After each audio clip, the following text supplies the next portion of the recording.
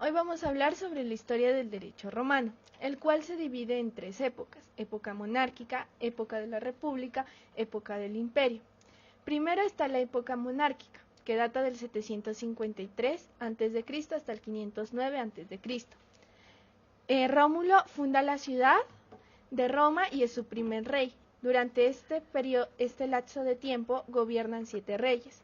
Además, Rómulo divide el pueblo esturco en 3 tribus: Rabnes, Lúceres y Tities. Hay que tener en cuenta que se ubica en el monte Palatino junto al río Tíber. Su último rey fue Tarquino el Soberbio y da por finalizada la época monárquica, que luego da plazo a la época de la república.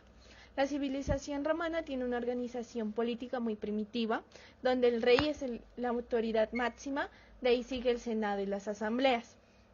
El rey era un vocero y interpretador de los reyes, y era escogido por el pueblo y gobernaba de forma vitalicia. Era además la autoridad máxima religiosa, militar y judicial. Tenía poder sobre la ley y lo cubría el imperio, que es una especie de protección ante sus acciones. Cuando muere el rey, el senado escoge un interrex. El interrex escoge al rey y lo presenta al senado. Luego lo presenta a la asamblea. El pueblo lo acepta o lo rechaza.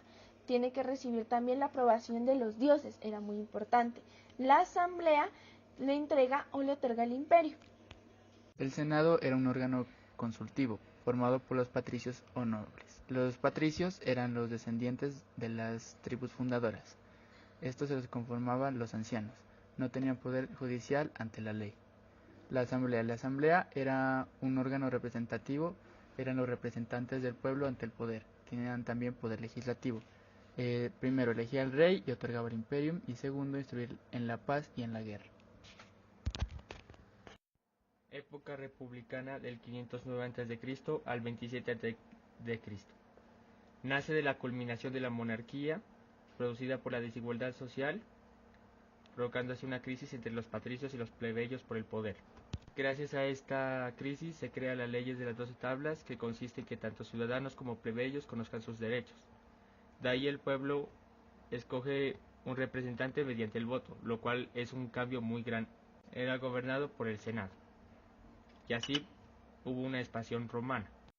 El representante escoge 2 cónsules, los cuales destituyen el poder del rey, y esta organización política se dividía entre senado, comicios y magistraturas. El senado. Eran escogidos por los cónsules, eran personas de alto prestigio, o sea por su nombre de titulaciones, tenían poder administrativo y en parte político, y tenían la capacidad de declarar la ley marcial en estado de emergencia, como lo que ocurrió con Mocoa en Colombia. Las magistraturas. Era un cargo con diferentes funciones políticas y administrativas. Cada magistratura gobernaba por un año. Tenía el poder del veto o la prohibición. Esto quiere decir que una magistratura podía determinar si una norma se podía cumplir o no. Las magistraturas ordinarias. Esas magistraturas se dividen en mayor y menor.